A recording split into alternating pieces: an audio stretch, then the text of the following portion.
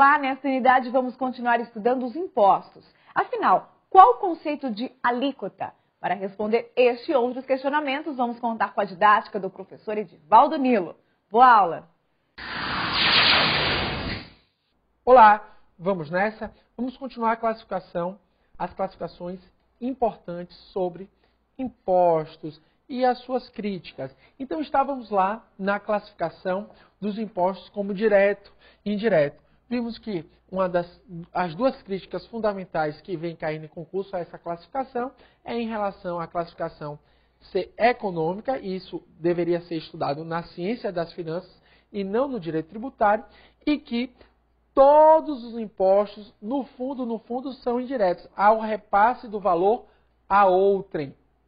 Mas veja que esse é o entendimento crítico, doutrinário. O entendimento majoritário é que, sim, a legislação tributária dá importância, sim, a essa classificação. Por quê? Porque o artigo 166 do CTN, ele estabelece os casos em que se pode restituir o pagamento de um imposto indevido no que concerne aos impostos indiretos. Ou seja, ele distinguiu imposto direto e indireto para fins de repetição do indébito tributário, de restituição do pagamento do tributo. Além disso, essa classificação também é dada importância pela nossa jurisprudência ao falar a jurisprudência do Supremo Tribunal Federal, por exemplo, ela estabelece em diversos casos, distinguindo em relação à imunidade quando há impostos diretos, quando há impostos indiretos. E também, quando você for analisar determinada lei infraconstitucional de uma espécie de imposto, por exemplo, o IPI, você vai verificar também na legislação, por exemplo, no novo regulamento do IPI,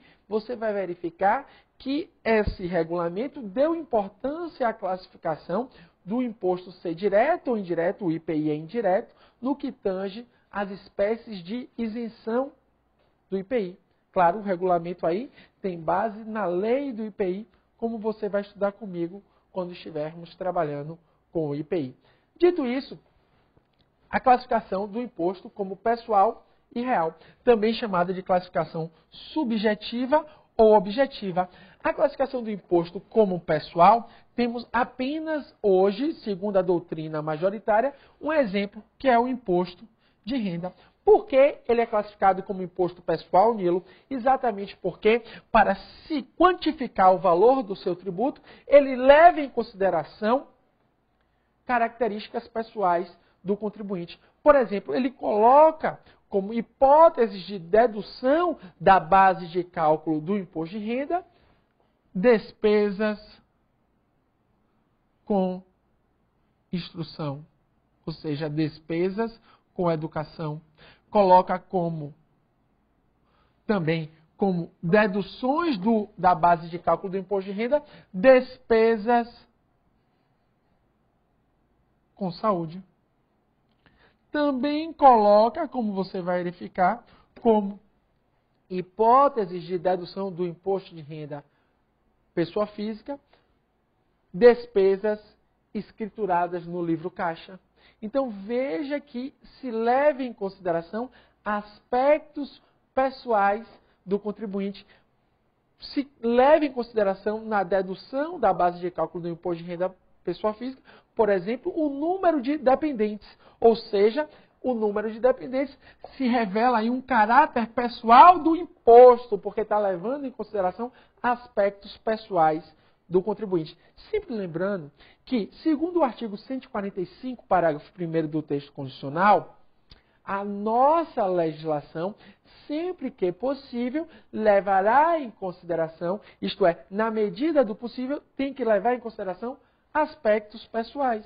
É isso que diz lá no artigo 145, parágrafo 1º do texto constitucional. E os impostos reais, Nilo? Os impostos reais, eles incidem sobre coisas, eles não levam em consideração aspectos pessoais. São quase a totalidade dos impostos, os outros, salvo o imposto de renda. ITR leva em consideração a propriedade na zona rural, por exemplo.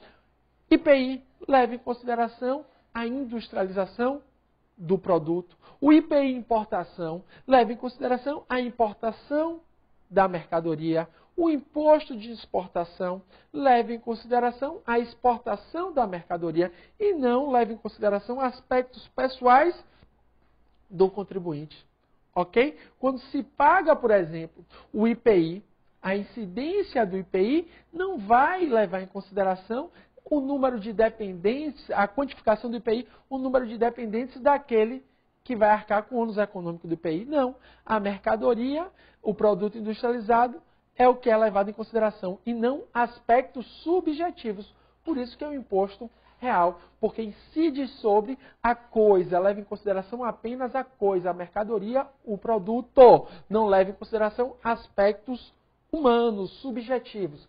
E aí, pulamos para a nossa terceira classificação, muito importante, em impostos fixos. Os impostos fixos são aqueles pagos, né, que, na verdade, esses impostos fixos são pagos em valor único. Há uma crítica da doutrina dizendo que os impostos fixos não levam em consideração o aspecto da capacidade contributiva. Né? E essa doutrina tem certa razão, realmente. O imposto fixo, né, independentemente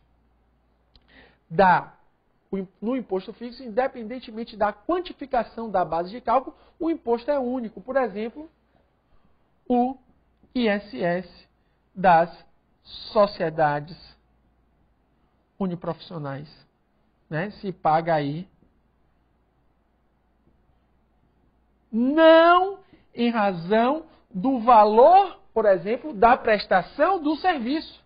Não vou saber o quanto ganhou o advogado, e sim vai se pagar um valor único por ano. Por exemplo, no Distrito Federal, numa sociedade uniprofissional de advocacia, cada advogado pertencente àquela sociedade paga cerca de R$ 2.700 por ano, independentemente se aquele advogado ganhou 50 mil naquele ano, com a prestação do seu serviço de advocacia, ou se aquele advogado ganhou 5 milhões. Veja que não leva em consideração o valor da prestação do serviço. Se paga um valor fixo, não variável. E, nessa classificação, temos os impostos variáveis. Nos impostos variáveis, temos os impostos que são, a sua grande maioria, os proporcionais, imposto proporcional, o imposto progressivo e o imposto regressivo. No imposto variável proporcional, a alíquota do imposto, e aqui nessa classificação de impostos variáveis, se dá importância à alíquota, né? A percentagem aplicada, né? A alíquota, principalmente a alíquota ad valorem. Alíquota ad valorem. Ou seja, a percentagem aplicada a cada tributo. Por exemplo, no imposto proporcional, independente da base de cálculo, o valor da alíquota é constante. No ISS, sem ser o das sociedades uniprofissionais, a alíquota pode variar entre 2% e 5%. Então, se pode variar entre 2% e 5%, se é, por exemplo, serviço de publicidade, vai incidir 5%, independente da base de cálculo. Ou seja, aqui na variável proporcional, a alíquota é constante, independente da base de cálculo. Já no imposto progressivo, o que acontece? O aumento da alíquota em razão do aumento da base de cálculo acontece no imposto de renda. Você, em decorrência do valor que você tem de renda, a alíquota vai variar. Pode variar de 7,5% a 27,5%. Isto é, quanto maior o valor que você ganha de renda no imposto de renda da pessoa física, maior pode ser a alíquota. Só que caiu recentemente uma prova da Fundação Getúlio Vargas, uma crítica no Brasil ao imposto variável progressivo. Por quê? Porque a progressividade não está sendo utilizada de maneira equânime, não está sendo utilizada na sua máxima potência. Por quê? Porque, na verdade, os impostos progressivos, segundo essa doutrina, estão se tornando proporcionais. Por quê? Porque não está ocorrendo realmente uma variação grande da alíquota em decorrência da base de cálculo. Por exemplo, quem ganha mais de R$ 4.800 vai pagar 27,5% de imposto de renda por mês, se ganha R$ 4.800, por exemplo, um servidor público. Agora veja, o servidor que ganha 26 mil vai pagar também 27,5%. Ou seja, qual é a crítica? Que os impostos progressivos estão se tornando proporcionais quando chegam à sua última alíquota. Mas, enfim, essa é uma crítica que caiu em concurso, mas o que você deve entender é que ele é progressivo em razão de que aumenta a base de cálculo, aumenta a alíquota. Já o regressivo é que aumenta a base de cálculo, diminui a alíquota, ou seja, o regressivo fere o princípio da capacidade contributiva. No regressivo, nessa classificação em que se aumenta a base de cálculo, diminui a alíquota, é contrário ao sistema tributário nacional. Temos a classificação dos impostos agora a terceira, em cumulativos e não cumulativos. Os cumulativos são aqueles que incidem em cascata, né? Os cumulativos são os tributos que incidem em cascata. Os não cumulativos são aqueles que não vão poder incidir em cascata em regra. Ou seja, o contribuinte vai poder compensar na cadeia produtiva aquele valor que já foi pago. Você vai ver em detalhes isso quando começarmos a tratar do IPI, do ICMS e assim por diante. E temos a última classificação, que classifica os impostos em ordinário, que já são aqueles previstos no texto constitucional, em extraordinário, que temos somente um exemplo, que é o imposto extraordinário de guerra, que está disposto no artigo 154, inciso 2, e os impostos residuais, que é aquele previsto no artigo 154, inciso 1 do texto constitucional, que tem que ser por lei complementar e tem que ser não cumulativo e que não tenha base de cálculo ou fato gerador de outro já previsto no texto constitucional. Então, o ordinário são aqueles já previstos no texto, o extraordinário é o imposto extraordinário de guerra, do artigo 154, inciso 2, e o residual é o do artigo 154, inciso 1. Vejamos isso aqui na nossa tela. Vejamos aqui a classificação dos impostos. Então, veja, imposto direto. Imposto de renda, ITR, imposto sobre grandes fortunas, imposto de transmissão causa-morte, IPVA, IPTU, ITBI. Imposto indireto, IPI, ICMS e ISS. Por que essa chamada atenção dessa cruz? Porque existem casos em que o IPI, o ICMS e o ISS vai ser direto. No caso do ISS, por exemplo, quando ele é pago por alíquota fixa. No IPI e no ICMS, no caso de importação. Pessoal, imposto de renda. Real, os demais impostos. Fixo, ISS, por exemplo, ISS sobre sociedades uniprofissionais de advocacia. Variável, aí vem proporcional, você vê aqui os exemplos, né? ISS aqui. Progressivo, IR, ITR, IPVA e ITCMD. Lembrando aqui o ITCMD, você vai ver comigo, que o Supremo, eu já coloquei aqui, porque o Supremo já tem uma tendência a entender que o ITCMD é progressivo. Já tem quórum majoritário, mas foi pedido vista nesse processo. Ou seja, o imposto sobre heranças e doação pode ser progressivo segundo uma tendência jurisprudencial do STF. Ok?